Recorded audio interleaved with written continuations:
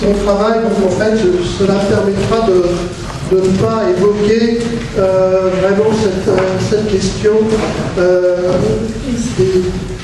des écrivains. Mais simplement un mot, j'ai lu récemment un texte justement écrit sous la Commune où on dit, donc ça relativise beaucoup de choses aussi, que les membres de la Commune, hein, les élus de la Commune, il y a des ouvriers et des hommes de lettres. Donc c'est intéressant parce que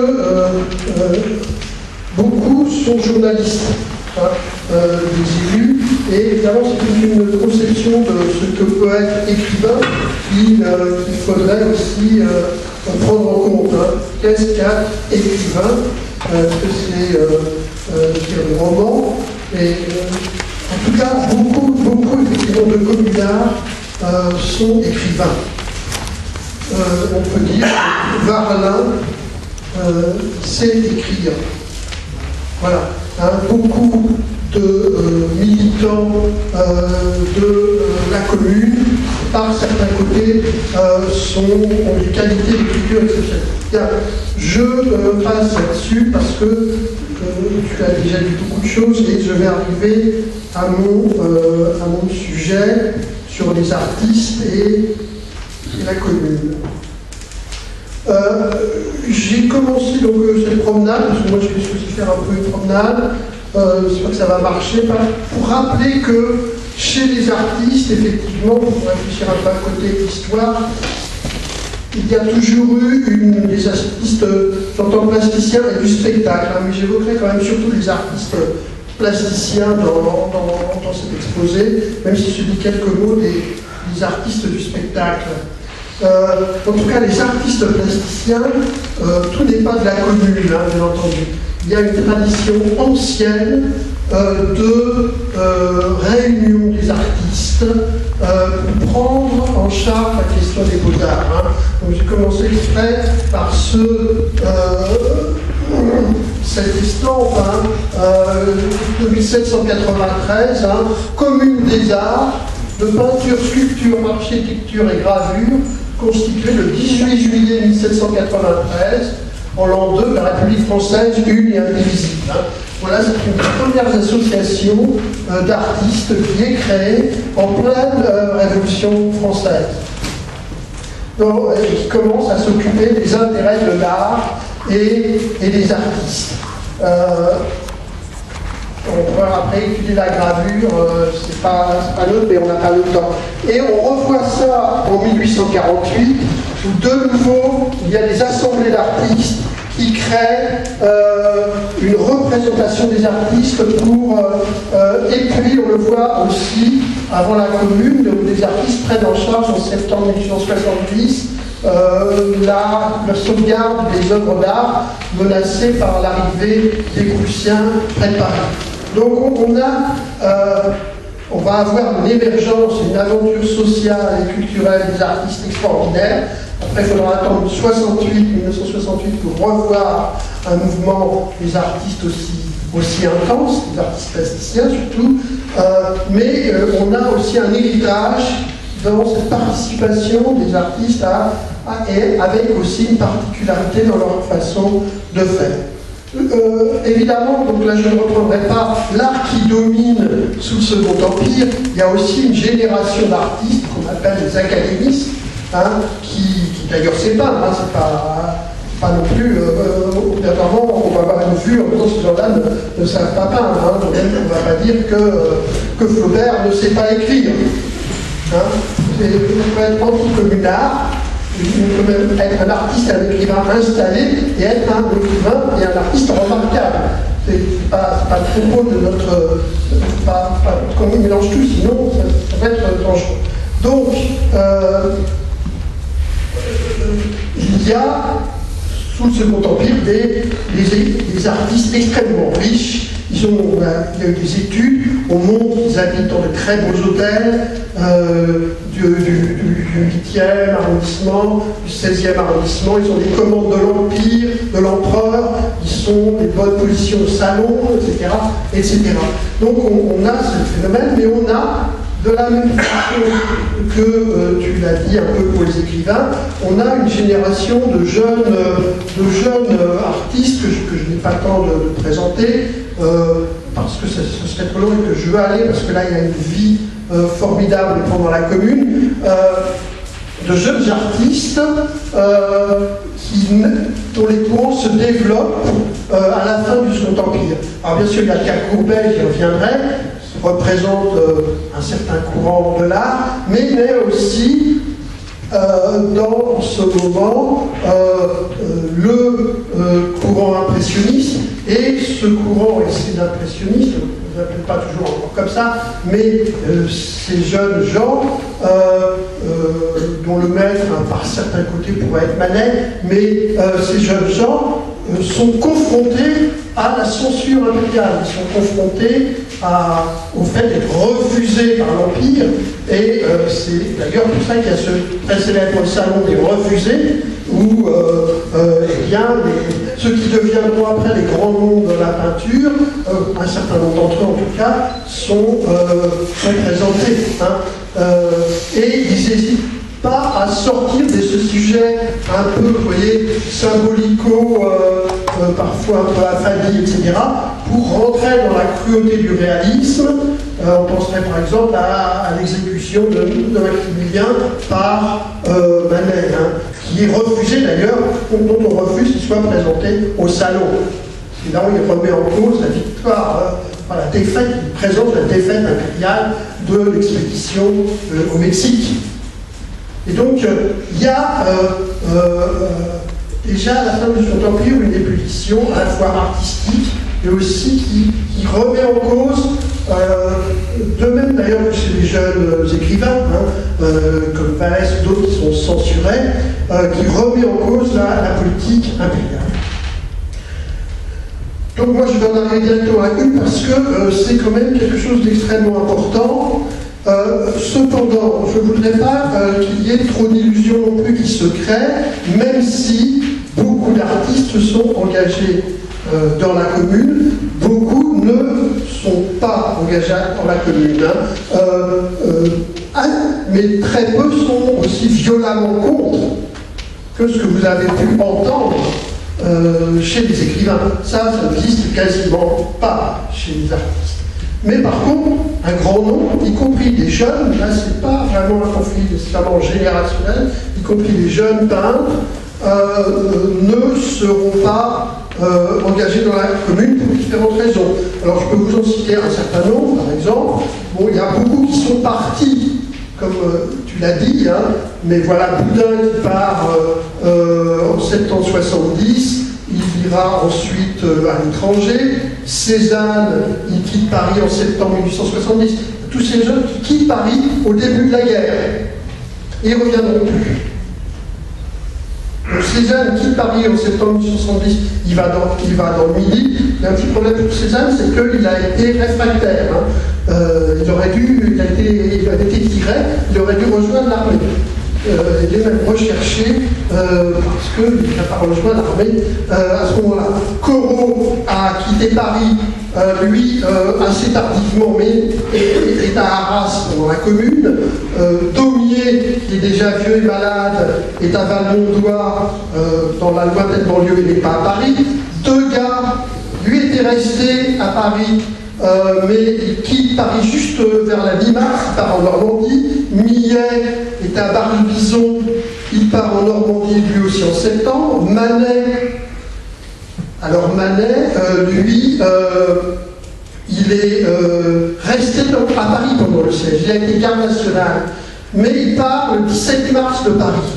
Alors, pas du fait de la commune, il part le 17 mars de Paris.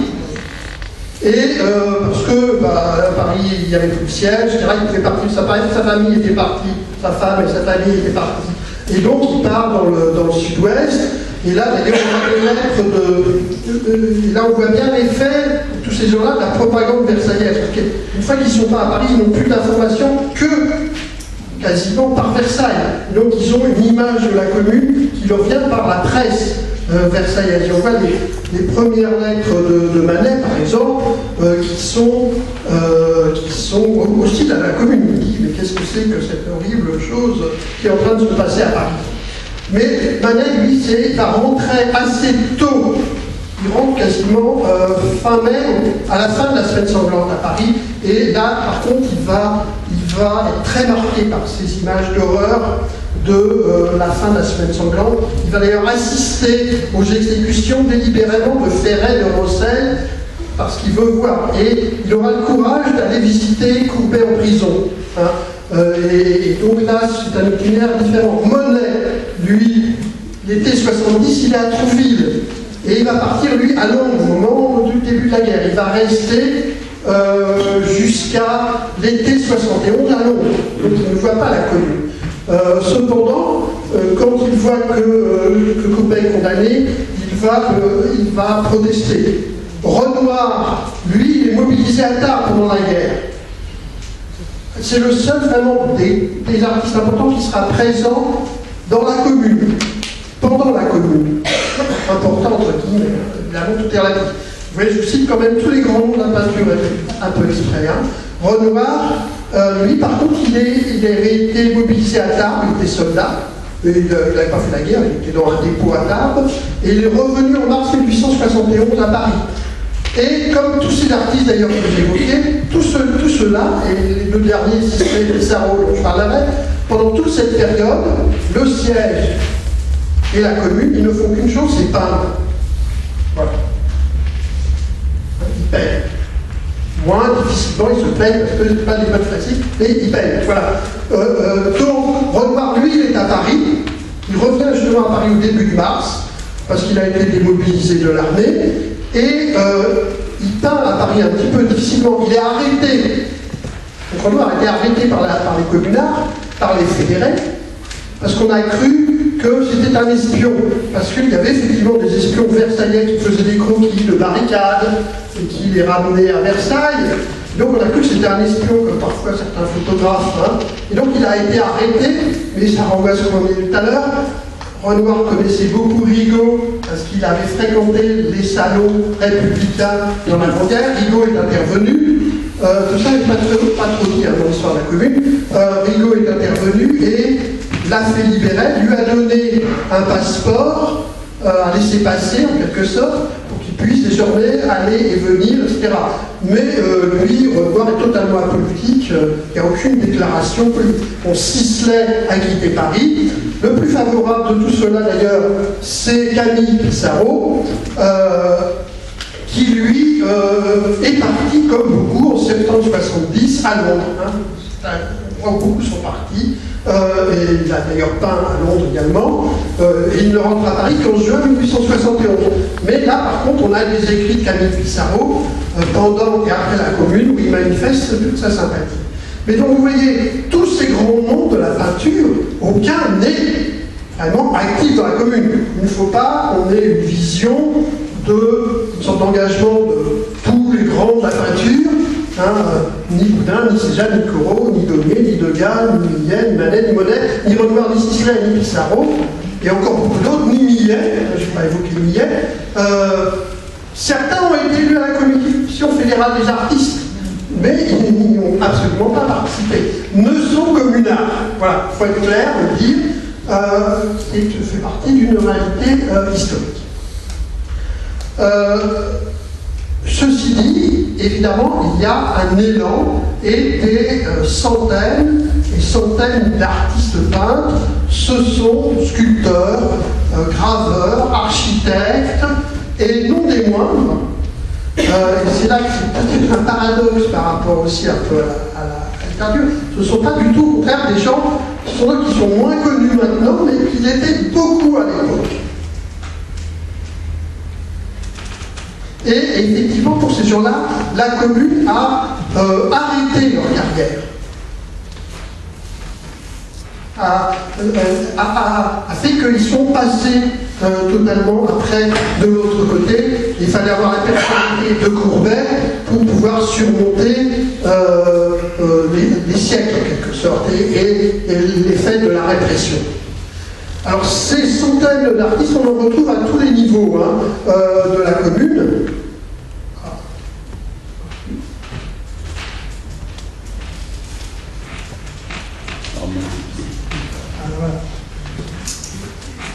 Donc j'ai parlé des grands absents, les élus de la commune. Alors, j'ai parlé des hommes de lettres, il y a au moins une dizaine, sur les 90 et quelques élus de la commune, il y a au moins une dizaine d'artistes peintres. Et au-delà même, si on réfléchit, au-delà de Courbet qui a été élu, on a un grand nombre d'artistes qui sont présents, élus, donc dans la plus haute responsabilité de la commune. Je ne les citerai pas tous, et ce sont des artistes assez diversifiés. Ce sont des peintres, mais aussi beaucoup sont ce qu'on appelait artistes industriels, par exemple peintres sur porcelaine, Gustave Rentier par exemple, ou Houdet, sont peintres sur porcelaine, d'autres sont sculpteurs, etc. On a une Potier, dont on a évoqué la poésie, est également un artiste en tant que dessinateur sur étoffe. Donc, on a au moins une dizaine de la mouvance artistique qui sont élus de la commune. C'est beaucoup sur 90 élus, avoir 10 artistes plasticiens. Si on avait un pourcentage identique, ce serait tout à fait surprenant aujourd'hui. Donc, ils sont très présents. Je n'en parlerai pas, évidemment, Courbet est connu, je ne le reprends pas. Je cite, ce n'est pas un hasard si dans le 14e arrondissement, qui était déjà un quartier artistique, 2 des 3 élus de la commune sont des peintres. Ce qui est tout à fait surprenant. Donc Billioret, qui était ensuite membre du comité de salut public, et Martelet, qui lui faisait surtout fonction de maire dans le 14e arrondissement, et qui était considéré comme un artiste, je cite un commentaire de l'époque, non sans talent, mais sans clientèle. Ce qui est évidemment un des problèmes de beaucoup d'artistes. Et qui fut ensuite un des grands refondateurs du socialisme parisien, Martelet. Voilà. Donc, il y a des artistes au plus haut niveau de la commune. Il y a des artistes qui sont présents également, et très nombreux, et ça n'a pas été souvent assez évoqué, ils sont très nombreux dans les rangs de la garde nationale, pendant le siège, mais aussi pendant la commune. Et ils fournissent un nombre considérable d'officiers. Si on regarde les pourcentages d'officiers élus, donc ils sont élus par leurs camarades. Parce qu'à la commune, jusqu'au grade de colonel, on est élu. Donc on commande une compagnie, tout sergent, tout caporal, sergent, sous-lieutenant, lieutenant, capitaine, commandant, chef de bataillon et colonel, on est toujours élu à la commune. C'est comme le général, les 3-4 généraux de la commune, qui sont nommés par la commune.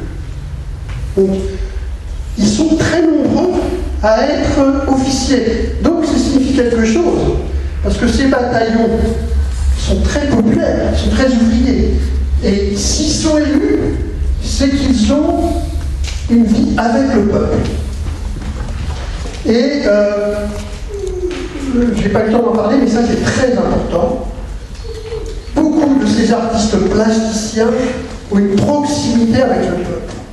L'artiste, c'est quelqu'un, alors c'est un peu comme les écrivains, mais en plus grand, qui va du plus bas au plus haut de la hiérarchie sociale. C'est un groupe social qui va presque de la rue, pour ceux qui sont dans une misère extrême, à l'extrême richesse. Voilà. Et beaucoup, finalement, vivent, pour le plus grand nombre, cette vie sociale populaire. Et vont se retrouver assez naturellement comme officiers de la guerre nationale. Un des plus célèbres, et ça c'est un autre aspect de la commune, c'est Lucien Henry, qui commande justement les 10 bataillons du 14e arrondissement. Donc il a le grade de colonel, et c'est un phénomène qu'on n'a pas tant, c'est un tout jeune peintre, Lucien Henry, qu'il a 21 ans, qu'il est élu colonel. C'est comme... ça, c'est les révolutions. Hein. Dans les révolutions, à 20 ans, on peut être enfin, très tôt, se retrouver au plus haut. Il est élu colonel à 21 ans. Commande tous les bataillons du 14e arrondissement. Lucien Henry, c'est un jeune peintre qui avait du talent. Et bien entendu, sa carrière sera gravement perturbée par la commune, mais il fera ensuite une carrière très importante en Australie, où il est devenu un des peintres australiens les plus connus, très reconnu là-bas. Pourquoi? Parce qu'il était porté en Nouvelle-Calédonie. C'était pas très loin de l'Australie, c'était connaître en Australie. Et il est devenu un très grand peintre australien avant de revenir mourir en France. Donc ils sont également des tas de fonctions très diverses que je ne peux pas développer, hein, ces artistes, dans des endroits où ils n'attendraient pas. Alors ils sont, je reviendrai un peu sur Capellaro, le Capellaro a des fonctions municipales dans le 11e arrondissement. On sait qu'il a joué un rôle important dans le fait que la guillotine était brûlée par les communards devant la mairie du 11e arrondissement. Donc on les trouve parfois aussi, et de façon plus surprenante, on en trouve un petit nombre non négligeable dans les fonctions de la police de la commune. Quoi, mais là tout, le chef de la sûreté de la pilotel, le pilotel a été commissaire, très contesté bien sûr, mais d'autres artistes ont joué, sont présents dans la police de la commune. Alors bien sûr, l'essentiel, mais c'est quand même très important de penser que ces artistes, pour le plus grand nombre, des centaines d'artistes communards, ce n'est pas la fédération des artistes. C'est ce que je viens d'évoquer. Ils font la commune comme les autres finalement. À la garde nationale, dans les fonctions municipales, etc., etc. C'est seulement une minorité des artistes communards, mais évidemment extrêmement importante, qui va jouer cette création de la fédération des artistes, sur laquelle je pourrais parler pendant des heures. Le moteur de la fédération des artistes, ça c'est bien connu, vous le connaissez tous, ça bien sûr, c'est Courbet, donc je ne vais pas vous présenter Courbet, même qu'on n'a pas présenté tous les écrivains dont on a parlé, c'est bien sûr Courbet qui lance un appel aux artistes pour reconstruire les arts, d'abord, compte tenu du siège, etc., on appelle aux artistes pour qu'ils prennent en charge la reconstruction des arts à Paris. Cela va déboucher sur toute une série de réunions qui sont... Alors voilà Courbet, une caricature, plutôt sympathique, celle-ci, mais il a quand même le pied sur la colonne Bordeaux. Comme vous voyez en bas, puisqu'il est considéré comme responsable de la chute de la colonne, mais on y reviendra dans la discussion, il y a une part de responsabilité, mais il faut rappeler que le vote de la chute de la colonne de Bordeaux a été fait par une séance de la commune avant son élection à la commune, Courbet n'ayant été élu que par les élections partielles du 16 avril à la commune de Paris, et c'est le 12 avril que la commune a voté la destruction de la commune de Paris. Lui n'a pas de responsabilité directe dans cette décision, qui est une déferlante culturelle, qui fait l'objet d'ailleurs de très nombreuses discussions sur lesquelles on n'a pas vraiment le temps de s'étendre. Donc, c'est Courbet qui lance cet appel. Cet appel est...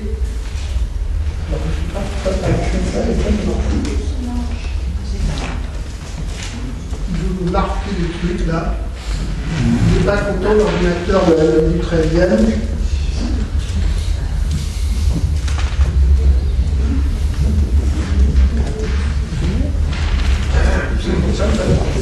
petit bleu.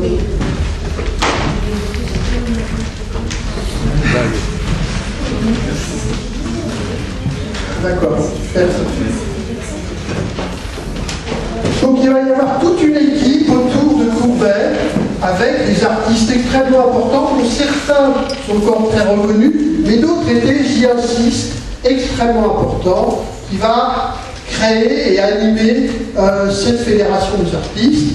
Dalou, bien sûr, le très grand sculpteur déjà extrêmement connu à l'époque, une des plus grandes figures de la peinture du 19e, qui restait toujours fidèle à son idéal, puisque là, vous voyez la maquette de ce grand monument aux travailleurs que vous pouvez voir au Petit Palais et qui devait être la dernière grande œuvre de sa carrière, hein, et qui n'a pas pu achever, mais nous disposons de maquettes au musée du Petit Palais. Elles sont exposées. Hein. Vous pouvez aller les voir, elles ne sont pas dans les réserves, et c'est toute la gamme des travailleurs qui sont mis en avant, les travailleurs des champs et des ouvriers. Hein. Ouvriers, paysans, nous sommes le grand parti des travailleurs. Donc, toute la gamme des ouvriers est représentée sur ce qui va être un grand monument au travail de Dalou. Donc, il y a Dalou. J'ai parlé tout à l'heure de Capellaro. Capellaro était un grand sculpteur reconnu, hein, mais lui, par exemple, la commune a été extrêmement un frein terrible à sa carrière de sculpteur. Voilà, Arnaud Durbert, que vous connaissez, ceux qui sont des fidèles de la commune connaissent sa peinture d'une barricade, hein, qui est un peu dans le même style, mais c'est un grand peintre, Arnaud Durbert, qui est considéré à l'époque comme un grand peintre, hein, et il peint en 1871 la butte Montmartre, hein, et là encore, vous voyez à l'époque, pas très loin de l'endroit où Varlin a été fusillé. Hein. Donc, vous avez Arnaud Durbert, un des grands peintres très impressionnistes, disons, de la période. Vous avez Hippolyte Dubois, également, qui est un grand peintre très reconnu. Alors, tout ça ne sont pas connus parce que, finalement, leur carrière a été abattue, quasiment. Voilà, on ne peut pas montrer, et il était un des grands peintres, on a continué à peindre, hein, de cette période. Donc, il faudrait en montrer d'autres. Hein. Moi, j'ai un fichier de dizaines de peintures de ces peintres qui peignent, vous voyez, de façon dans des styles très, très différents, hein, et pas que des sujets révolutionnaires, évidemment, de ces peintres ou de ces sculpteurs de la commune. Et car la Fédération des artistes avait une section très importante des architectes. Il y avait les peintres, les sculpteurs, les graveurs, les artistes industriels et les architectes. Et c'était une des sections les plus importantes de la commune, et un grand hôtel que vous voyez actuellement qui est en rénovation, l'hôtel Lutetia, lui il a réussi à survivre à la commune, et l'œuvre d'un des plus actifs communards de la commune. C'était vraiment un des 3 ou 4 piliers de la Fédération des artistes, Lucien Boileau, qui était lui-même fils d'un grand architecte. Hein. Lucien Boileau était un des concepteurs du bon marché. Vous voyez, c'est pas un architecte méconnu, etc. Il avait, le patron du marché, très célèbre patron, a fait appel à Lucien Boileau pour concevoir son magasin. Donc c'est un magasin moderne, avec des conceptions modernes de circulation, de présentation, etc. Et puis de l'osmanisation. Eh bien, c'est donc un grand architecte. Et encore après, il ne pas faire peut-être une carrière moins grande, mais c'est lui qui a fait le Lutetia. Donc vous voyez, ce sont des artistes, et Boileau sera un des 2 ou 3 plus actifs dans la Fédération des artistes, et son rôle est à peine redécouvert.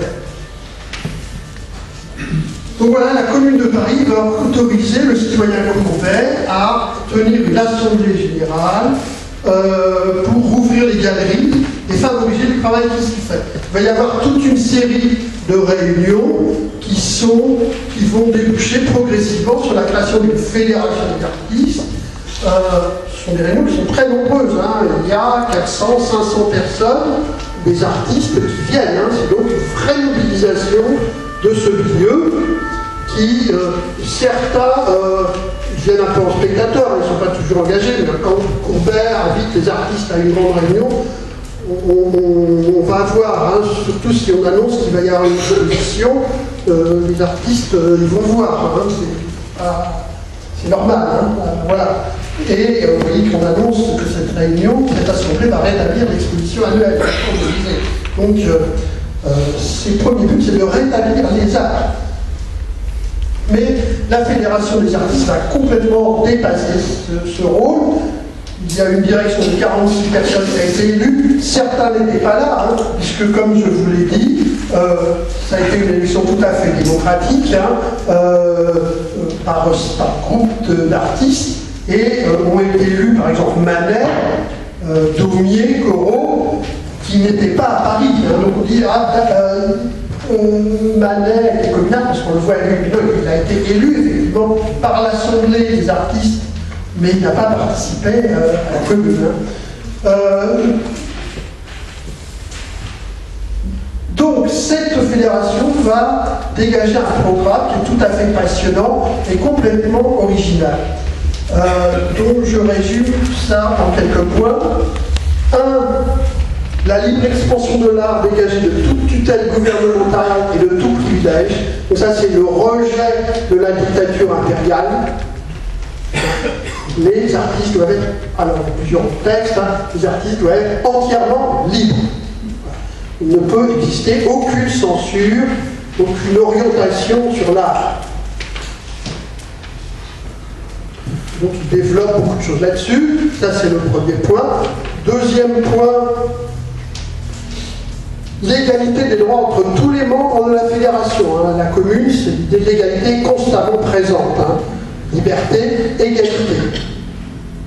Donc, alors cette idée d'égalité, notamment, elle est fondamentalement, on la voit dans la façon dont ils veulent organiser les expositions. Alors, pas de prix surtout. Hein. Plutôt à pas décerner un prix du meilleur artiste. Ça c'est impensable. Aucun privilège, aucun piston, rien ne doit se dégager des relations. Et tout ça est conçu. Hein. Pas ça. Donc, strictement, il faut qu'il y ait une égalité stricte dans les expositions. Après, il y a quand même des critères de reconnaissance de qui sont les artistes, hein, qui existent. Mais ça, on n'a pas le temps de le préciser. Il y a des débats sur artistes amateurs, artistes professionnels, qui est artiste qui va être membre de cette fédération et donc qui bénéficierait de la stricte égalité. Il y a quand même des débats. Fédération qui fait c'est indiqué tant aux artistes féminins que masculins. Mais il y a très peu de femmes, j'en ai repéré une pour l'instant, que tu pourras rajouter dans ton dictionnaire, parce qu'elle n'est pas... Alors, deuxième point, ils ont ces principes. Le deuxième point qui est tout à fait fondamental, c'est que désormais, ces artistes, non seulement ils doivent avoir ces conditions, mais c'est à eux de diriger les beaux-arts. Voilà. Hein. Les artistes vont diriger les beaux-arts. Le gouvernement du monde des arts par les artistes.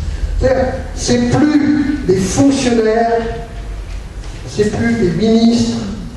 Alors même si Vaillant a quand même un certain regard, on pourrait y revenir hein, sur le rôle du délégué, même si Vaillant a un certain regard, et fondamentalement l'idée c'est que les beaux-arts, les musées, les écoles d'art, tout le secteur des beaux-arts, c'est pas d'autres personnes que les artistes qui doivent diriger. C'est eux qui vont désigner les conservateurs de musées, c'est eux qui doivent désigner les directeurs de... C'est les artistes qui peuvent désigner les directeurs. Alors, il y a quelques-uns qui disent quand même, attention, il y a peut-être d'autres personnes qui pourraient avoir leur mot à dire sur qui doit gérer les arts. Mais, massivement, c'est ça. Les beaux-arts doivent passer à une autogestion par les artistes. Et donc, récupération des trésors du passé, mise en œuvre, donc ça c'est le musée, mise en œuvre en lumière de tous les éléments du présent, ça c'est les expositions, la régénération de l'avenir par l'excellence et l'enseignement. Trois grands secteurs d'activité des beaux-arts, ce sont maintenant les artistes qui l'autogèrent. Ils mettent en place cette autogestion de l'art par les artistes.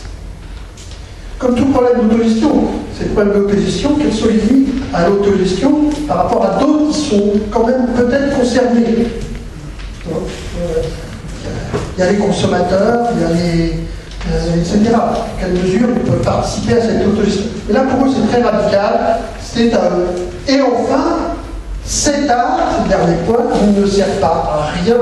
Il fait du beau, il est entièrement libre, mais il doit concourir jusque dans les plus humbles communes à l'inauguration du lustre communal, aux splendeurs de l'avenir et à la République universelle. Il est entièrement libre, mais il se fixe quand même un but social.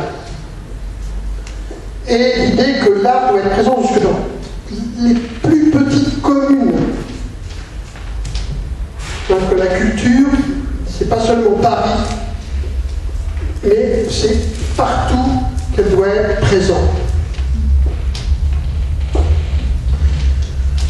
Voilà, alors je dis deux mots seulement des artistes spectacles que je vais dire très vite, mais effectivement, j'ai plus que 2 minutes, donc je vais dire longtemps. Je pourrais reprendre ça, mais il y a eu également beaucoup de choses du côté des artistes du spectacle. Il y a eu des mobilisations, la création d'une fédération des artistes du spectacle, mais de façon assez différente, parce que pour les artistes du spectacle, la question, là, elle est vraiment socialement différente. Pour les artistes plasticiens, ils ont des conceptions très larges, parce qu'ils ne sont pas dans le temps de l'immédiateté. Il faut reconstruire les... Par contre, les artistes du spectacle, ils sont dans le temps de l'immédiateté parce qu'ils veulent jouer, ils veulent chanter, ils veulent faire de la musique tout de suite pour vivre. C'est pas urgent ici, c'est important de vendre, mais ça s'étale sur un an. L'article du spectacle, si les théâtres sont fermés, si l'opéra est fermé, si les cabarets sont fermés, ils ne vivent pas. Ils n'ont pas d'argent dans leur poche. Donc pour eux, la question essentielle, c'est ils ont d'abord, il faut survivre. Ils sont dans une situation extrêmement misérable. Depuis le siège, tout est quasiment fermé. Et il faut vivre. Et tout va s'organiser surtout sur cette thématique de comment réouvrir les théâtres, réorganiser les cabarets, et finalement la commune va réussir, avec le concours des artistes, à faire vivre le monde des théâtres. Jusqu'à l'opéra qui allait tenir sa première représentation le 23 mai. Mais le 23 mai, les Versaillais sont entrés dans Paris et la première représentation prévue de l'opéra par la Commune de Paris n'a pas pu avoir lieu. Mais jusqu'à l'opéra qui avait trouvé un moyen. Alors on peut rappeler très rapidement, là encore, donc tu appuies là. Voilà, la participation de comédiens, de comédiennes, de musiciennes, de chanteuses, de chanteurs, Madame Agar et bien d'autres. Il y a eu tout un effort aussi scolaire. Là, j'ai dit Salvador Daniel, Francisco Salvador Daniel, très célèbre, surtout pour ses livres, parce qu'il avait été en Algérie. Et il avait étudié la culture musicale arabe et il avait fait un travail d'anthropologie musicale extrêmement poussé sur tous les instruments et toute la musique arabe. C'était le plus grand spécialiste de la musique arabe, et comme il était un excellent dessinateur, il les a tous dessinés et il en avait fait une partition dans la mesure où c'était possible de le faire. Et il avait été nommé par la commune directeur du conservatoire de musique, avant d'être exécuté dans les rues de Paris pendant la semaine sanglante. Voilà, alors là c'est encore plus radical, dont la carrière est brutalement arrêtée par l'assassinat.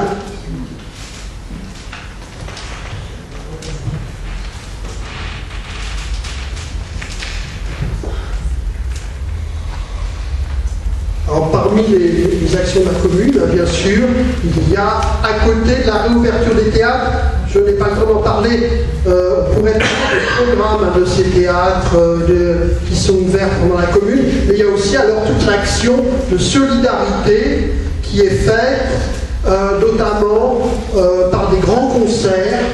Ces grands concerts de chansons qui se passent aux Tuileries, où l'entrée permet de donner de l'argent aux veuves, aux orphelins de la garde nationale tombés ou blessés, tombés contre Versailles. Hein. On a de très grandes soirées qui sont organisées aux Tuileries. Et là, vous voyez celle qui était, là aussi, sa carrière a été brisée net, hein, comme Madame Agar, Rosa Bordas, en train de chanter la Marseillaise, puisque pendant la commune, je rappelle qu'on ne chantait pas à l'international, bien entendu, mais que la grande chanson était la Marseillaise. Hein. Par contre, ils n'avaient pas le drapeau tricolore. Hein. Chose complexe, ils avaient le drapeau rouge et la Marseillaise. Donc, ils n'avaient pas le drapeau tricolore. Mais pas nécessairement parce qu'ils étaient contre le drapeau tricolore, mais pour eux, le drapeau rouge, c'était le drapeau de la commune. Après, le drapeau tricolore, c'était la France, on espérait que ce serait une fédération, etc. Mais le grand chant de la commune était bien sûr, il y en a eu d'autres, mais était quand même la Marseillaise. Et donc là, on voit la Rosa, la cigale rouge, comme elle avait été surnommée aussi, parce qu'elle était publique. Elle montait à Paris, comme beaucoup d'artistes, chanter devant une foule communarde, en dimanche d'ailleurs, des chants, mais pas seulement la Marseillaise, d'autres plus révolutionnaires aussi. Alors elle, là, sa carrière a été brutalement arrêtée après la commune. C'était fini, on ne lui a plus jamais demandé la moindre chose. J'ai évoqué l'opéra, je ne reviens pas. L'opéra de l'époque, ça n'est pas encore, l'opéra Garnier n'est pas fini de construire. Hein. Et on voit que c'est bon, mais pas encore inauguré. C'est l'opéra de la rue de Pitié, qui est à l'époque l'opéra, et qui de... Tout ça se termine par une décision de la commune. Alors c'est assez différent parce qu'elle est venue d'en haut. C'est le célèbre décret des théâtres, il faut quand même relever, donc je vous le lis, qui est venu d'Édouard Vaillant.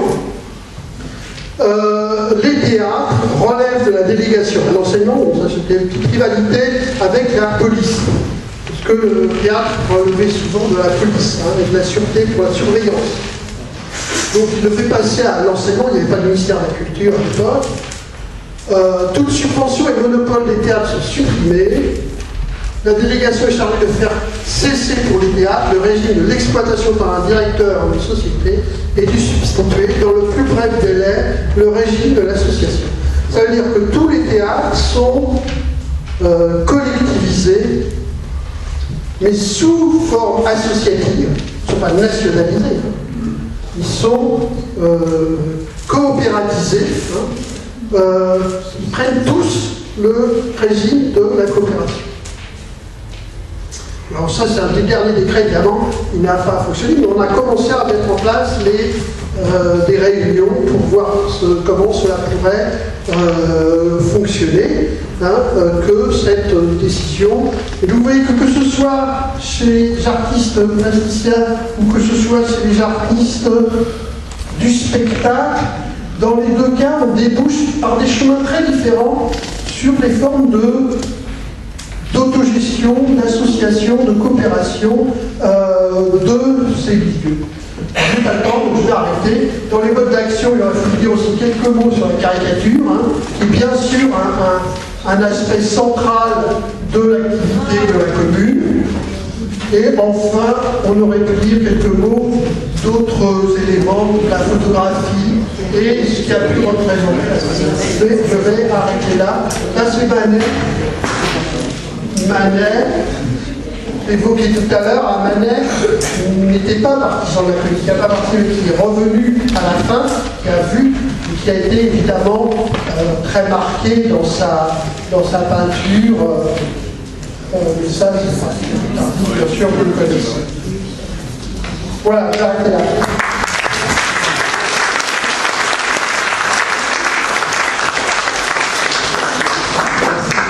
Merci beaucoup Jean-Louis, à tous les deux.